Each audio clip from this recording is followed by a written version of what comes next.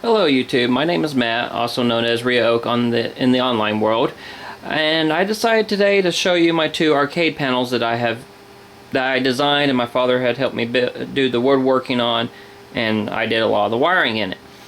And what got me started thinking about doing these videos is there's a YouTube channel called Tested that they're doing a special of building their own Mame cabinet with Norm on there. Well, I decided this kind of got me a bug in my butt, and I finally started working on completing my two panels that I have. Well, complete my second panel that I made and show you all my first panel that I did. Now, forgive the shaky camera. My tripod that I had for it decided to break before I started this, so yeah, fun. But right here, this is my first panel I designed and my father helped me get constructed. It's a basic little two-player panel. You have the two or three LED buttons at the top for escaping out of the game, pausing it, and then green for return, so you can do everything from the joystick without having to use a mouse, keyboard, and whatnot. This is just, like I said, a standard little two-player one using the Neo Geo button style with three buttons at the top, player 1, then player 2, and then coin buttons on the side, and for player 1, coin button on the other side, with a little hole coming out, the little USB cable for the iPad to the PC that I currently use to do all my testing with. Well, now I'm not going to talk very long about these ones because this one here was my first and I love it to death, but I love playing 4-player games. So I decided to build a bigger one, and I kind of did the whole, well, I want the Mercedes look. So I'm going to pause the video real quick, flip this one over, let you see the inside of it, and then go on to the big one. Okay, here's the inside of the two-player one. The cabling is a little meh to my standards, but oh well. This was my first one to get started. And as you can tell, it's kind of basic. 8-way joystick, all the buttons on one side, on the other side, player start, coin. Remember the iPad saying in the middle. This is an iPad version 2, or 2-player, excuse me. And the only thing it does is just 2-player. Got an extra little connector up here that goes up to the 3 buttons for exiting out and going in, and it's controlled by, the lights are controlled through the num lock, caps lock, and scroll lock. So, this one here, like I said, is basic. The bottom cover actually fits in to the inside the box, so it's actually a quite snug fit.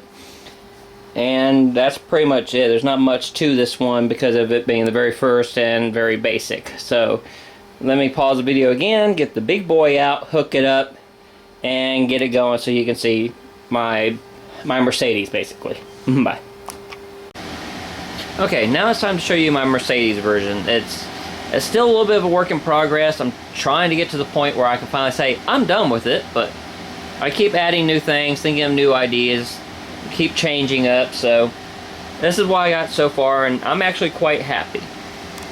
Here's my big 4-player version that I have of my controller. As you can see, I have player 1, player 2, 3, 4, and then a little box on the side for doing my coin buttons. This is eventually I'm eventually build an arcade cabinet, but for now, this will do. I can get my normal coin buttons in this way. A lot easier than having a keyboard in my lap. So here's the main thing that some people, you probably noticed right away, is all my buttons are white. Well, I'm not calling it my Mercedes just because of it being big. It's because of what's going to happen here in a second when I turn on the emulator. Let me get this started up here. And you can tell I got a normal trackball and a spinner along with it.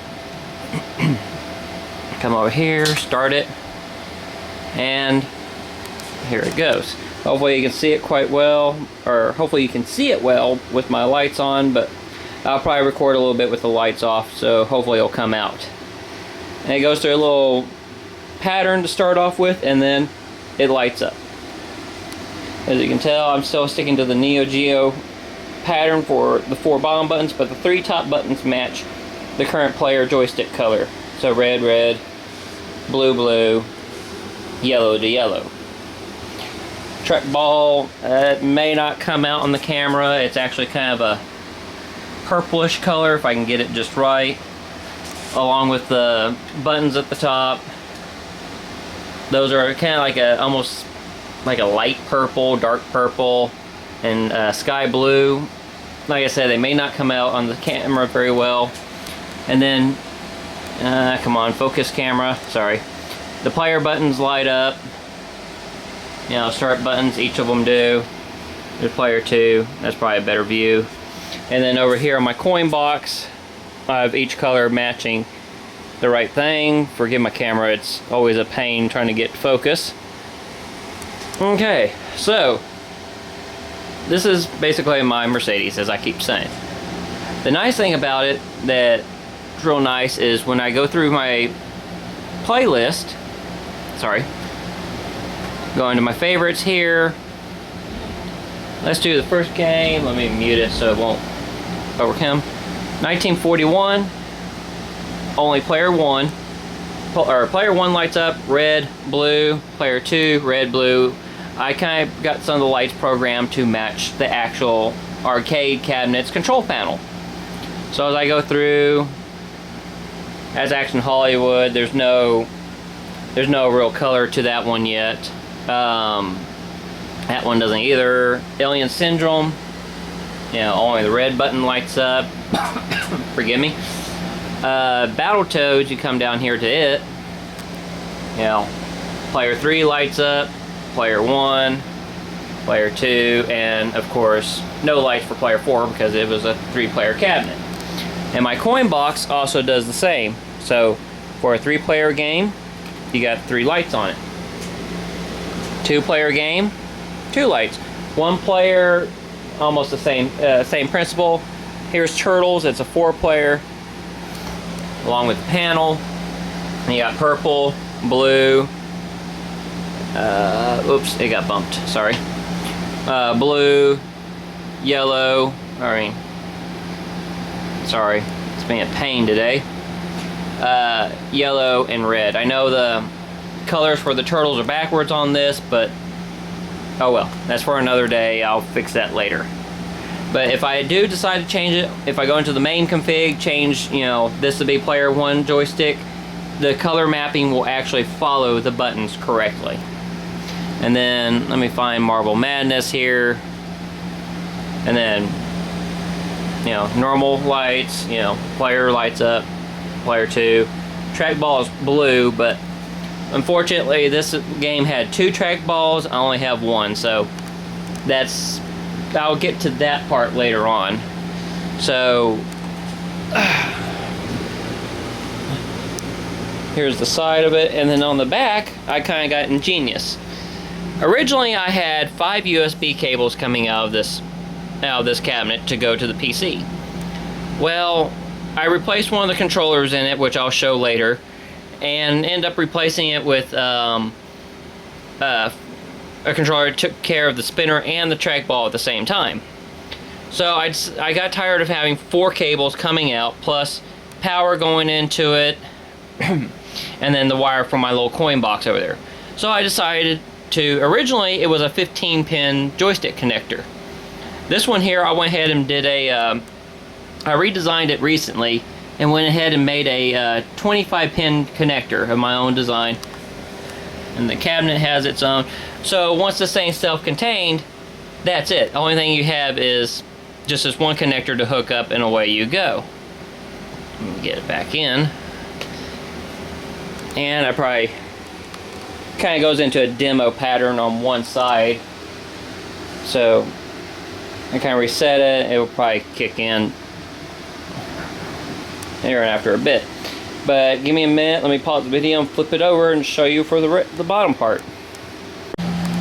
Okay, now the guts for the big one. It's kind of messy, but because there's a lot of wires to it, but it's the best I can do. Here's the whole entire inside of it. I did some cable management to the best I could. You know, there's all the red wire, red and black wires actually. The iPack wires, along with and the black is the ground. As you can tell, I have a 4-player version of the iPack sitting in here. Like the other one, I did not hook up to the caps lock, num lock, and scroll lock connector. Didn't see any need to do that, so I never bothered. Then here I have 2 pack LED 64s.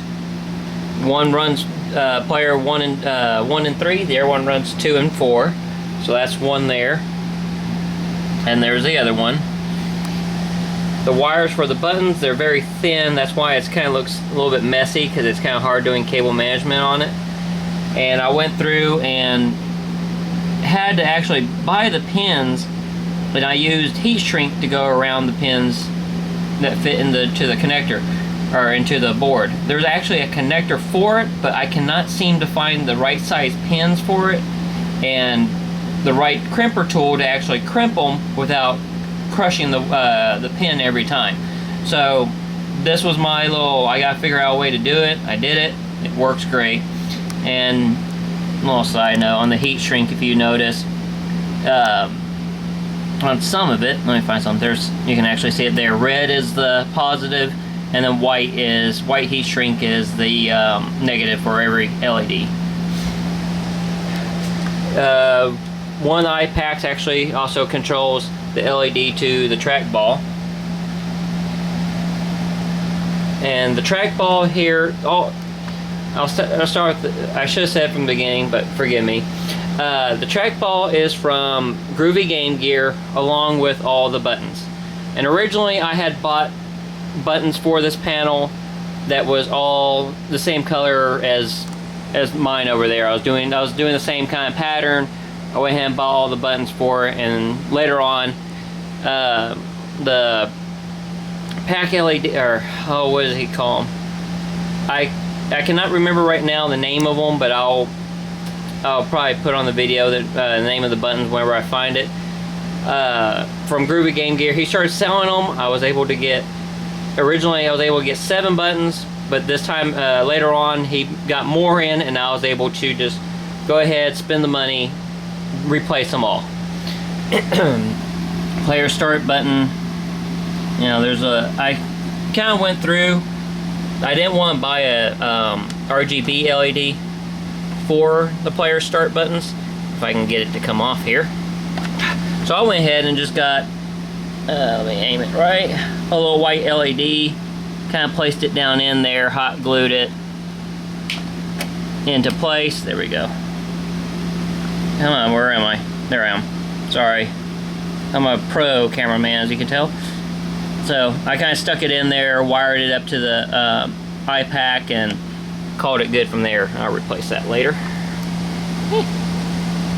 Okay, the joysticks from Groovygamegear.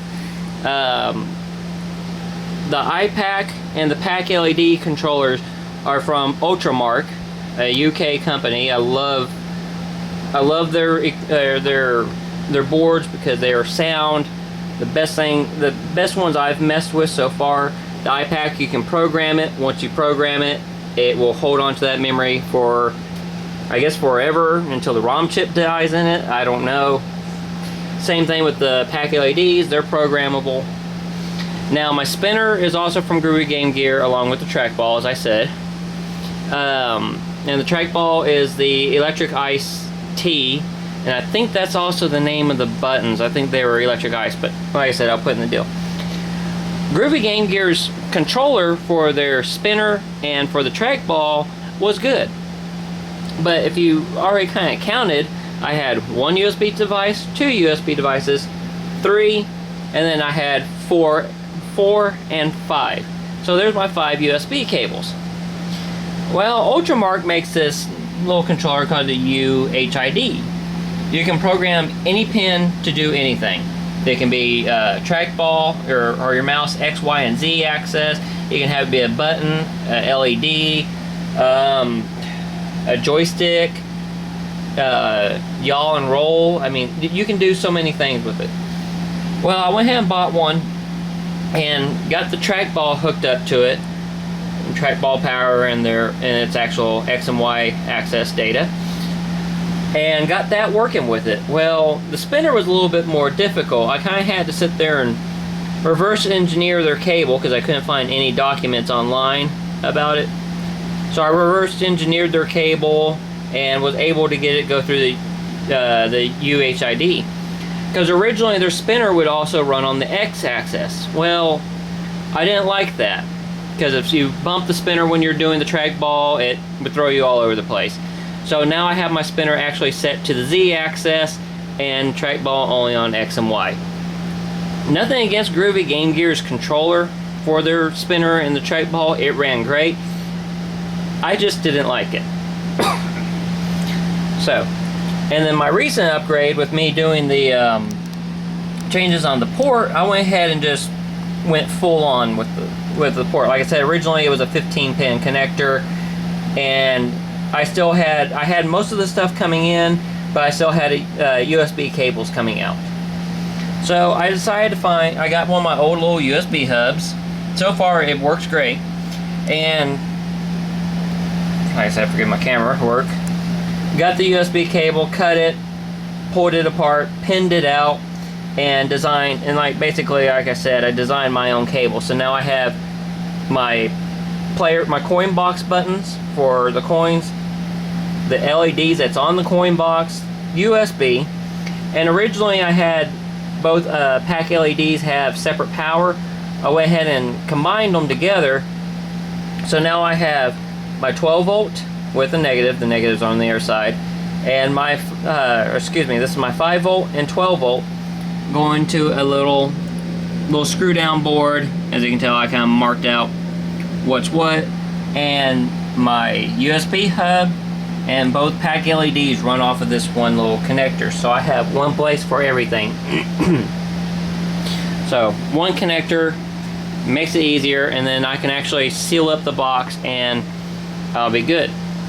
Now, before I end the video and stop being embarrassed about doing this, let me find one. Here we go. On the buttons, maybe I can't pop that one off. There we go. On the buttons, there's your little LED right in there. That's an RGB LED. It's already got built-in resistors, so you don't have to worry about trying to do resistance on it. My only complaint about these push buttons here is this piece, the way it separates. It's kind of got like a little bit of a thin plastic hook on it right there, and it hooks onto these pins, and the little pack LED has to excuse me, not pack LED, the LED bars got to kind of fit in that little hole there. Well, as you can tell, they're kind of a pain to get on. I'll reattach that later. Oh, never mind. Got it. Well, my problem is I found out is some of them, like this one here I have, sometimes it gets real loose and they kind of fall out. So what I'm having to do is sometime later I'm gonna open it up and get some hot glue and just kind of hot glue around the sides of it just to try and keep these stabilized, because they kind of wiggle themselves loose when you kind of bang away on the keyboard. Or excuse me, not keyboard, the buttons. Now later on, I've been debating on, they have Rgb joysticks that actually light up too, and I've been debating on those because with this UHID controller I actually have room on it, because both my pack LEDs, as you can kind of tell, they're maxed out. They have 6 pins down there, or 5 pins, 6 pins, and I don't know what they're for. They're not used for anything out of this application. So, but with this thing here, I still have room left over. I can actually do the Rgb joysticks, but at $60 a pot, I don't know if I can really justify for it. So maybe that'll be later on, maybe not, I don't know. It just depends on how much more I want to make this thing flashy, but to a point, it's actually pretty good. Now my little coin box here, it's kind of basic. I found a cord from one of the companies that used to work in the building that I was at. They threw away a bunch of stuff, so I grabbed this cable out of the trash, and it works pretty good.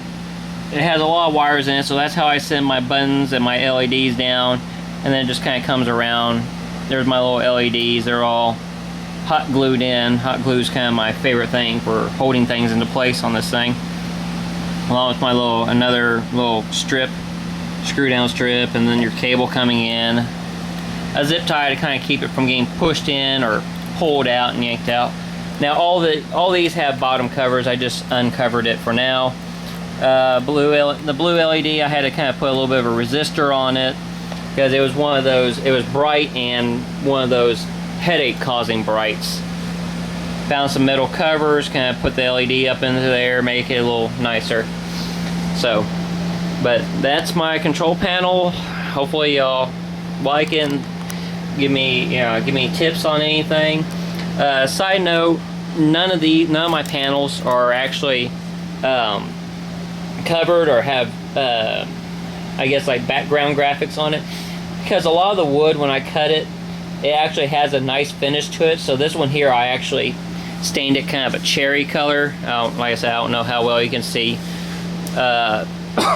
with the camera, but I actually like the natural wood color. It kind of makes it stands out and makes it unique.